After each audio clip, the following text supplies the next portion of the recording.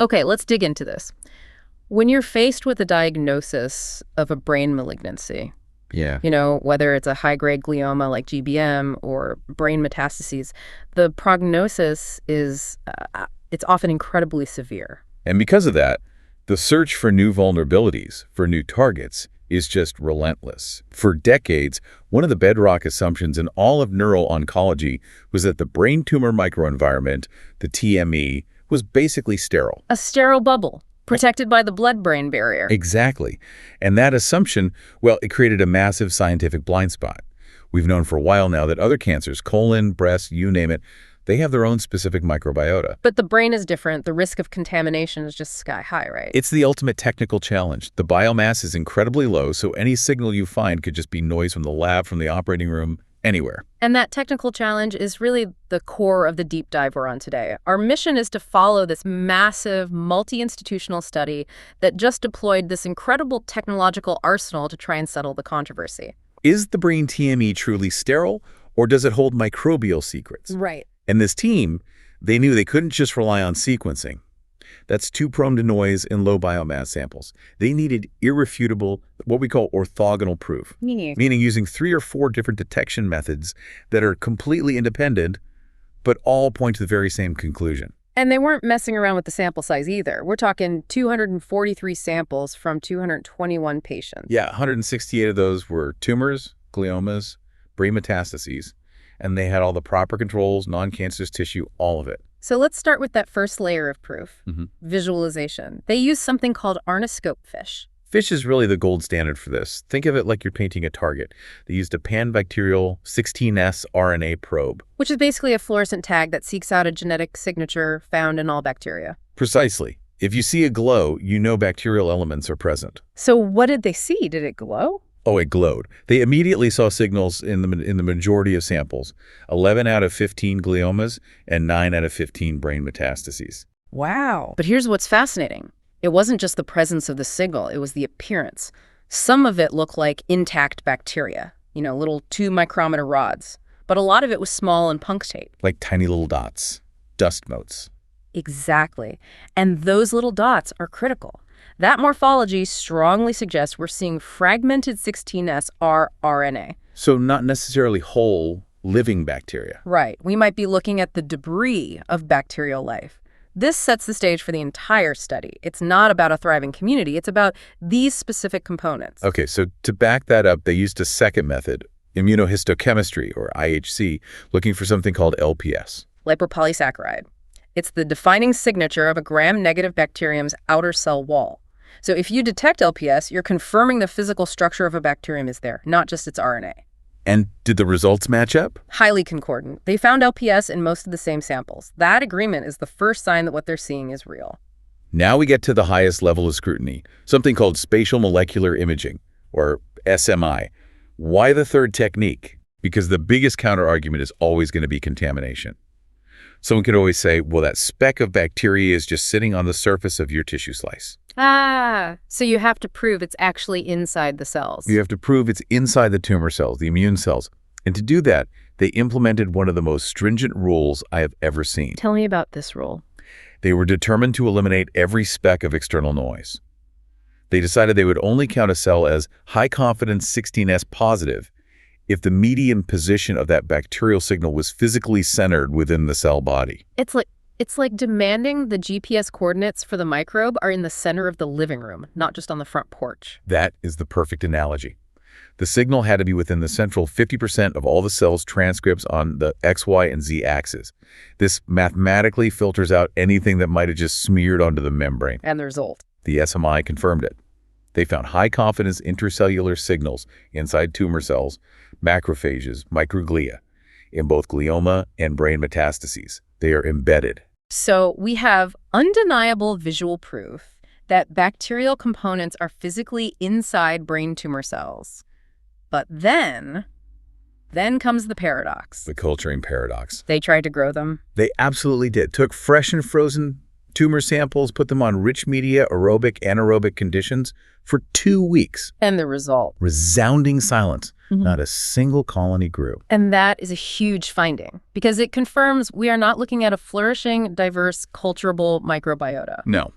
We are looking at low-abundance bacterial elements, fragments, cell walls, genetic debris, or maybe organisms that are dormant and just not culturable by standard methods. So that completely shifts the question. It really does. We have to stop asking if the brain has a thriving microbial community and start asking what are these specific non-cultivable bacterial elements doing inside the tumor and where on earth are they coming from? Okay, let's just do a quick recap here. First, through a three-pronged visual attack, FIH, LPS staining, and that super strict SMI rule, the study confirms the physical intracellular presence of bacterial elements. Right, RNA and membrane components inside the cells. And second, the culturing paradox. It tells us these are likely fragments or dormant organisms, not an active, growing community. Which leads us straight to identification. If you can't grow them, you have to sequence them. But now you're heading back into that treacherous contamination landscape. Right. They knew that low biomass brain tissue is just notorious for carrying microbial noise. So how did they filter out the environmental trash from the real biological signal? They built what you can only call a bioinformatic fortress, a super stringent 5-step filtration algorithm. They systematically removed known reagent contaminants, batch-specific contaminants, cross-contaminants. It was a brutal cleaning process. And even after all that, how much noise was left? It's amazing. Even after that cleanup, 18 taxas were still identified as known environmental contaminants. That just tells you how hard this work is. But critically, 16 taxas that are known human commensals bacteria commonly found in us remained. That was the true, meaningful signal. So what were they? Who were these bacteria? This is where it gets really surprising. They were predominantly gram-negative intracellular anaerobes.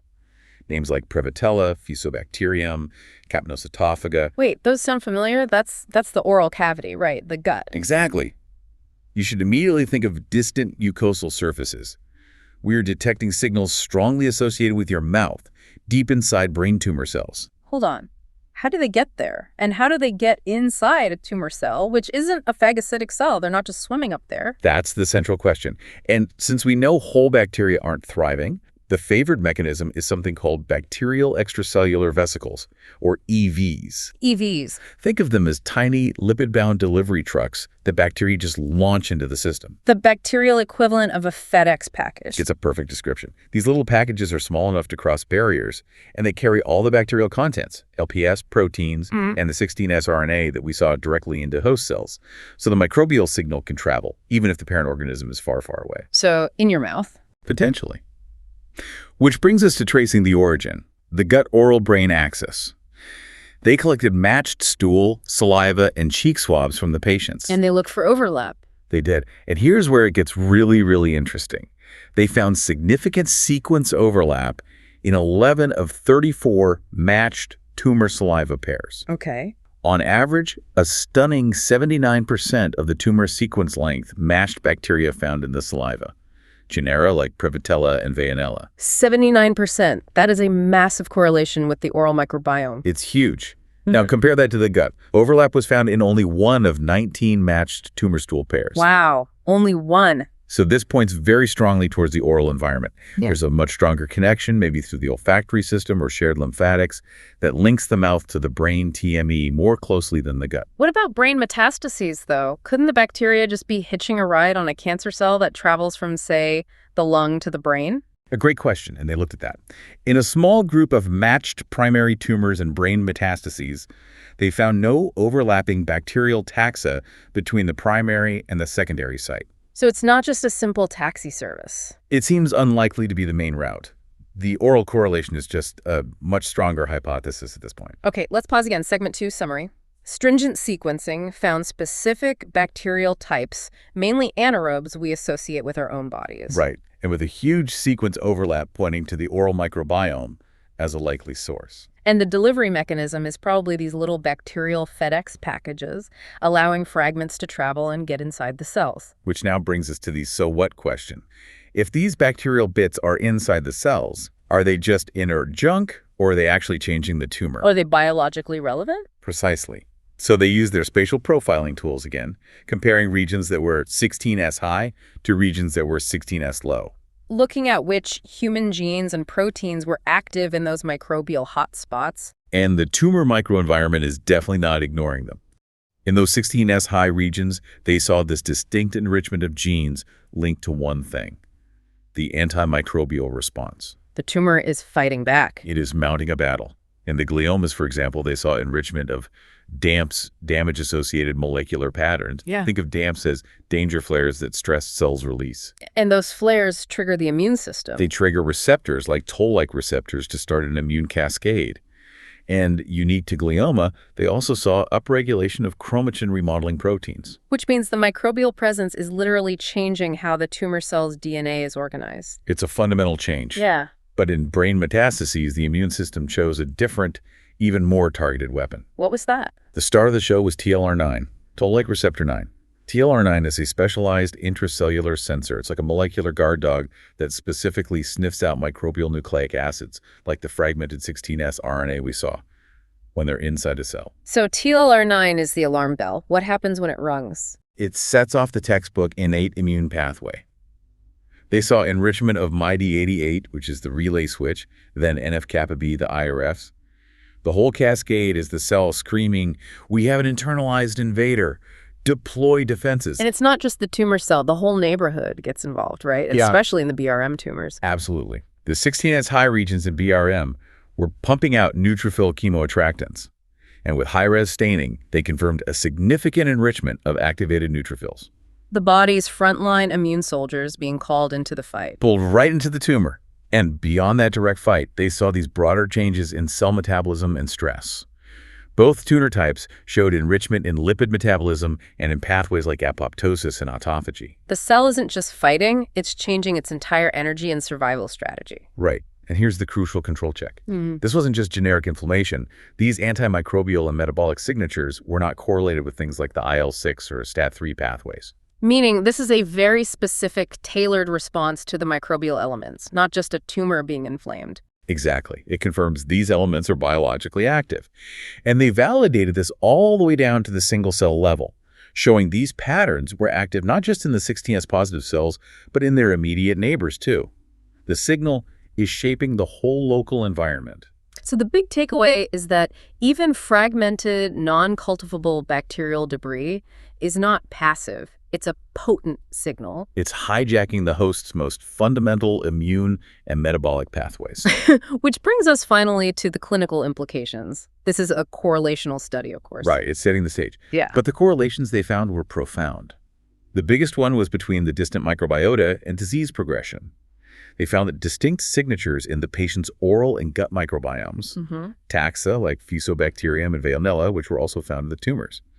Those signatures correlated with intracranial progression after surgery. I have to stop you there. So you're saying the microbial fingerprint in your saliva could potentially predict whether your brain cancer will progress after resection. It implies a systemic influence on the disease, that the oral environment might be constantly seeding or influencing the brain, TME, maybe making it more permissive for recurrence. But the study noted the presence or absence of the signal in the tumor itself didn't correlate with outcome. It didn't, not on its own. Yeah. It's likely more complex. It's probably the specific composition of those elements and the intensity of the host response that really matters clinically.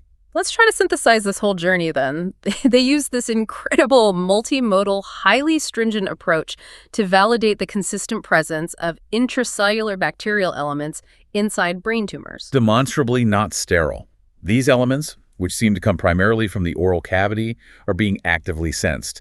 They're triggering specific, sophisticated antimicrobial and immunometabolic responses. What's just so fascinating here is that even if we're only dealing with fragments, with dormant elements, the brain tumor is reacting with these complex pathways far beyond some generalized inflammation. It proves these elements are biologically active. They're acting as molecular triggers within the tumor microenvironment. So what does this all mean? We've confirmed these low-abundance, non-cultivable bacterial components exist, and we have strong evidence for a transport route from the mouth. It just completely changes how we view the brain TME. It's not an isolated fortress.